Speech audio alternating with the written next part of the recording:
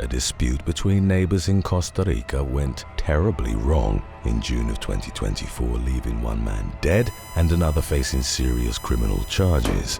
According to police, footage of the disturbing encounter showed a woman arguing with a couple next door in the city of Escazú. Her husband, 53-year-old Eduardo Ramirez Zamora, stepped into the frame, and within seconds, the couples were advancing toward one another while shouting and pointing fingers at each other. The argument soon escalated to blows between Zamora and his 53-year-old neighbor, Otonil Orozco Mendoza. After exchanging several punches, Zamora backed up and pulled a gun. He proceeded to unload the weapon into Mendoza's body, killing his neighbor at the scene. According to sources familiar with the situation, the couples were arguing over a shared water valve. The deadly confrontation came amid a long-standing feud between the households, which has now come to a needlessly fatal end, and Zamora is now in custody on charges connected to the incident.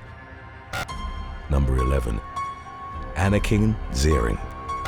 In one of the most unwise and controversial social media trends yet, high school seniors are challenging each other in a game on tag called Senior Assassin. It involves targeting an opponent using water guns, water balloons, or a gel blasting gun, which can easily be mistaken as a real weapon during a moment of panic. This appears to be what happened in a Walmart parking lot in Goddard, Kansas, where real gunfire broke out in response to the game. According to police, 18-year-old Anakin Zering and two other teens approached a young man and woman walking toward the store's entrance while riding in a car. The trio staged a mock drive-by, shooting with gel blasters while shouting, "I am your senior assassin!" Shocked by the attack, the couple rushed inside the store. The woman called her father, Ruben Marcos Contreras, and told him what happened. She said she didn't recognize her attackers. In the meantime, her boyfriend confronted Zering and his friends out in the parking lot. Contreras rushed to the scene where he allegedly opened fire on the trio.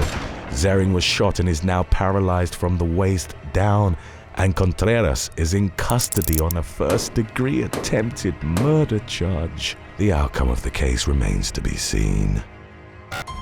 Number 10.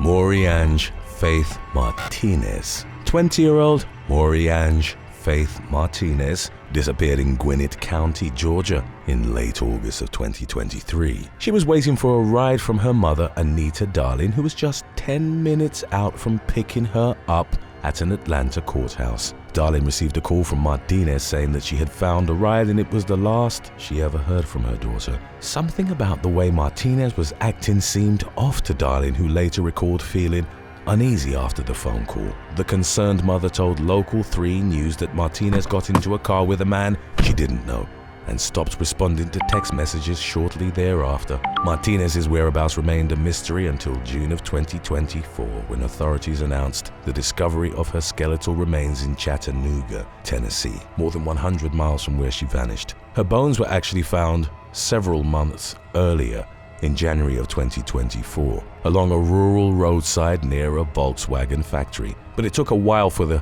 Cobb County Sheriff's Office to confirm that the remains belonged to Martinez. For now, the young woman's cause of death remains unidentified and her mysterious disappearance remains under investigation. According to law enforcement, Martinez's last known location was in an unincorporated part of Cobb County, the same county where her remains were found. Police have appealed to the public for any information that could potentially help solve the case and are hoping that someone comes forward and shares what they know. Number 9. Fett.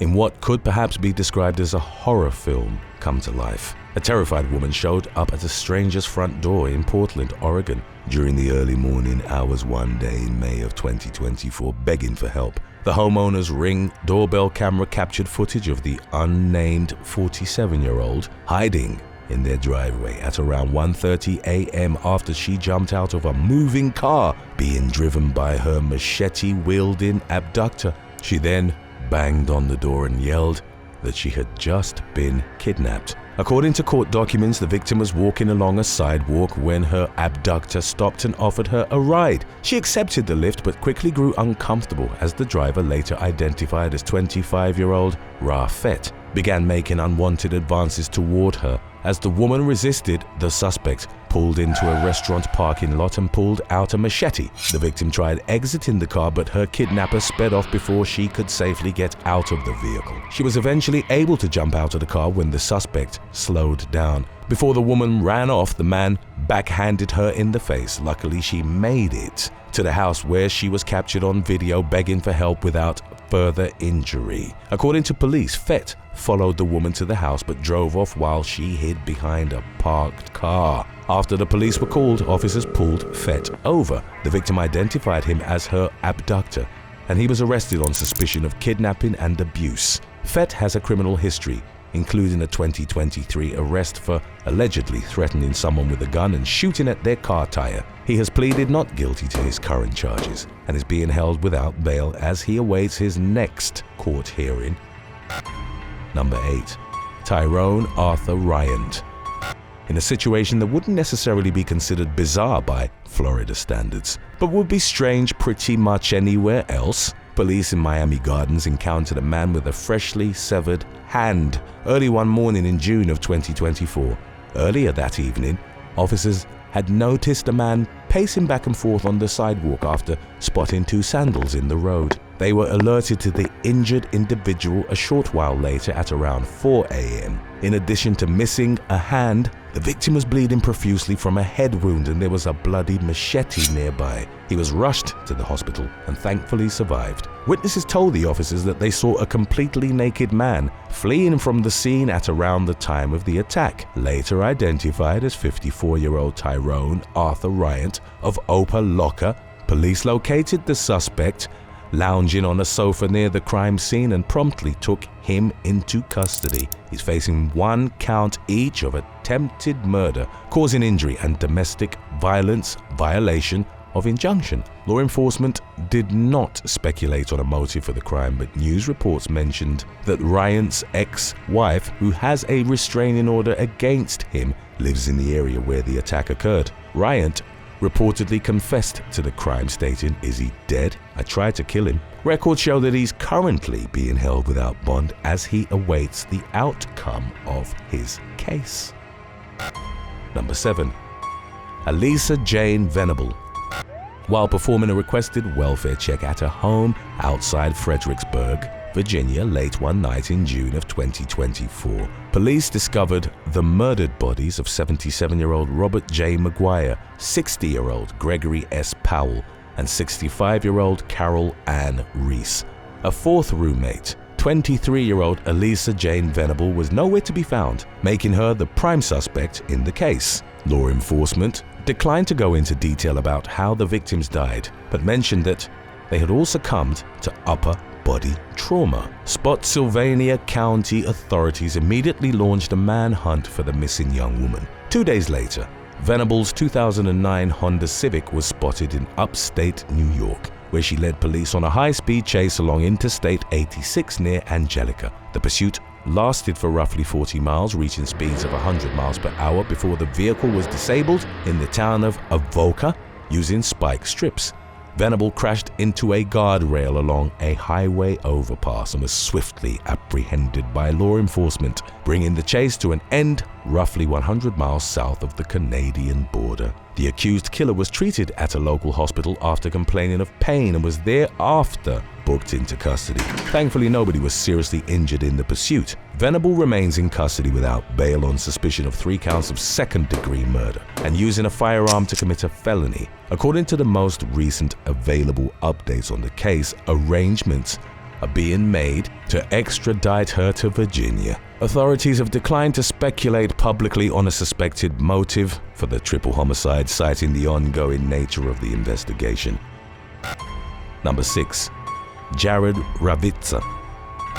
In a disturbing act of violence that occurred in late May of 2024, a blonde madman in an oversized trench coat and sunglasses entered a movie theater outside Boston, Massachusetts, and stabbed 4 female victims as they waited to watch a children's film. Speaking with news station WCVB5, local resident Lisa Dembowski identified her 3 daughters and their friend as the stabbing victims from the movie theater. She headed straight to the movie theater as soon as she received a phone call about the attack and was shocked to see business carrying on seemingly as usual, with guests buying tickets and refreshments. The victims told Dembowski that they had just sat down with their concessions and that they were the only people in that particular theater when the attack occurred. They said that their attacker crept up behind them and began stabbing away while laughing like a maniac. Thankfully, the girls' injuries were non-life-threatening. The accused stabber, identified by police as 26-year-old Jared Ravit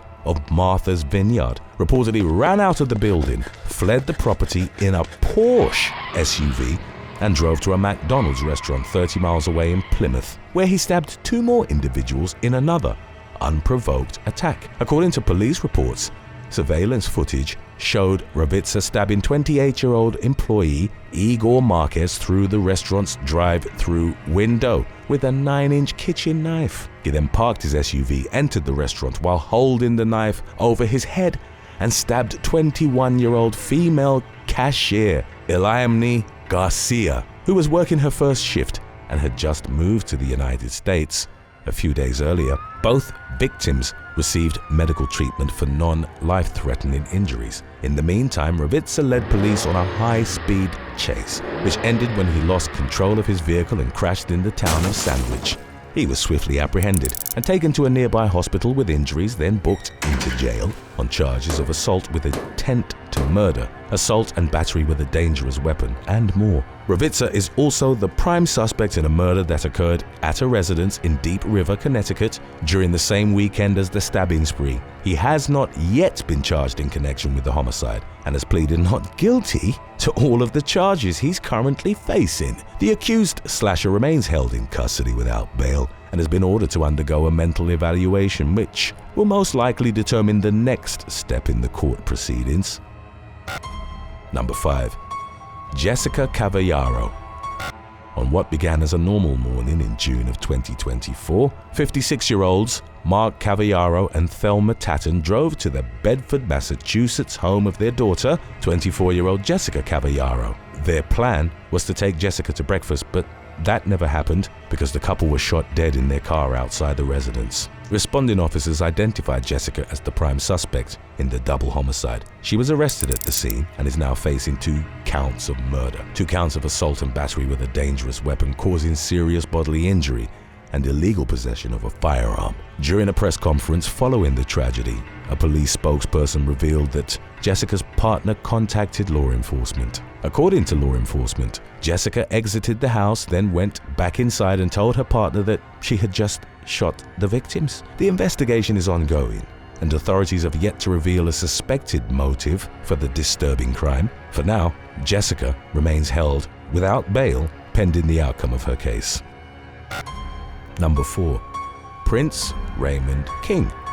For nearly a decade, residents in an Azusa, California neighborhood were terrorized by a serial slingshot shooter. Over the years, locals reported damage to their cars and house windows, while others told police that they only narrowly avoided being struck by one of the mysterious projectiles. Community members collected the pellets over the years while shelling out hundreds of dollars for home and vehicle repairs. The culprit's identity remained a mystery until May of 2024, when authorities charged 81-year-old Prince Raymond King on 5 felony and 2 misdemeanor vandalism charges. Following King's arrest, a law enforcement spokesperson described finding a slingshot and ball bearings on the elderly man's property. Moreover, King lived on the same block where the slingshot-related crimes occurred, which only furthered investigators' suspicions that he was responsible for the bizarre acts of vandalism. One local resident reportedly told police that she had witnessed King using the slingshot, but the rest of the neighborhood seemed shocked by his arrest. After all, not many people would expect to have their property damaged by a seemingly frail senior citizen. Police narrowed their sights on King as the prime suspect in the case by identifying his home is the most likely source for all the damage to nearby properties. They proceeded to conduct surveillance on his residence and saw him using the slingshot firsthand, leaving no doubts as to who was responsible for the years' worth of torment that had been inflicted upon the community. King pleaded not guilty to the 7 charges and was released without bail, pending the outcome of his case. In a shocking twist, he was found dead in his home just days after his first court appearance. The medical examiner who performed his autopsy concluded that he succumbed to cardiovascular disease and ruled his death as natural. Number 3. Dylan Bridges. In April of 2024, McLennan County deputies responded to a reported disturbance at a home in the Texas town of West, located just north of Waco. The 911 call came from a woman who would be unresponsive by the time law enforcement arrived along with her husband. During the conversation, the emergency dispatcher could hear gunshots and a man yelling in the background. Meanwhile, the female caller could be heard pleading with the man to give her the gun. The man refused to hand over the weapon and made an angry comment toward the caller about how she was reporting her own son to the police. He could also be heard talking to himself as he searched for car keys, presumably with plans to flee the scene. Before deputies arrived, the dispatcher heard someone reloading the gun, followed by a gunshot and the sound of someone moaning and falling. Several more gunshots rang out. The male voice was later identified as the victim's son, 30-year-old Dylan Bridges. He eventually called 911 and confessed to shooting his mother and stepfather and was subsequently arrested in downtown Waco on suspicion of capital murder. Bridges remains in custody as his case works its way through the court system, and authorities have yet to reveal a suspected motive for the disturbing double homicide. Today's topic was requested by God King Ryan the Great and Haley M82. If you have any other topics you'd like to learn about, subscribe and let us know in the comments section below. Number 2. David Perry. 35-year-old Brandon Perry was reported missing in Indianapolis in May of 2024. He still hasn't been found, but authorities are confident enough that he was murdered that they've charged his teenage son, David Perry, in connection with the case. According to court documents, investigators concluded that Brandon was murdered after reviewing surveillance footage from local businesses, cell phone data, and other evidence pointing toward David as the culprit. Security video reportedly showed David buying a red dolly, a dustbuster, small fan, seat covers, a candle, a belt, and a small gun safe from a Walmart store in Beech Grove, Indiana, shortly after Brandon was last seen alive. More than 6 hours later, cell phone location data placed David at an underpass beneath Interstate 69 along the White River. A few hours after that, David was seen abandoning his father's truck at a local bar. Given the evidence, detectives believe David dumped his father's body into the river. For now, authorities remain tight-lipped about most of the details surrounding the case, including a suspected motive. According to court documents, Brandon was reported missing by his sister, David's aunt, who told police that she discovered blood on her brother's mattress. Brandon's sister also claimed that David had confessed that his father was in a trash can in the White River. Investigators reportedly found blood evidence on the basement stairs at Brandon's home. A cadaver dog led police to a burn pit on the property where they found Brandon's charred driver's license and credit cards. David Perry is currently being detained without bail on a murder charge, and a trial date has been set for August of 2024. Due to the particularly heinous nature of the crime, prosecutors plan to try him as an adult. According to the most recent available updates on the case, Brandon Perry's body remains missing. Number 1. Anthony Fogle, Tony Gruel, and Suzette Salia. In February of 2022, the murdered bodies of 25-year-old Ryan Roth and 36-year-old Rodolfo Santillanes were found at the bottom of a remote ravine in Phantom Canyon, Colorado. The case went unsolved until May of 2024, when 45-year-old Anthony Fogle was charged in connection with the homicide while in federal custody on an unrelated case. His arrest was followed by the arrests of 43-year-old Tony Gruel and 42-year-old Suzette Salia, following a SWAT standoff in Mojave County Arizona. According to police, Garul and Salia refused orders to exit a residence, prompting law enforcement to deploy a chemical agent in an attempt to force them out of the home. Garul exited, but Salia remained inside the house until the SWAT team deployed a second round of chemical agents. In June of 2024, each of the 3 suspects were indicted on 2 counts of first-degree murder and 2 counts of first-degree kidnapping. The nature of each defendant's suspected involvement in the double homicide and their motives for the crime remain unclear. Fogle, Garul, and Salia will be extradited to Fremont County, Colorado to face their charges. Thanks for watching. To end things on a more pleasant note, what has been the best thing to happen to you so far in 2024? Let us know in the comment section below.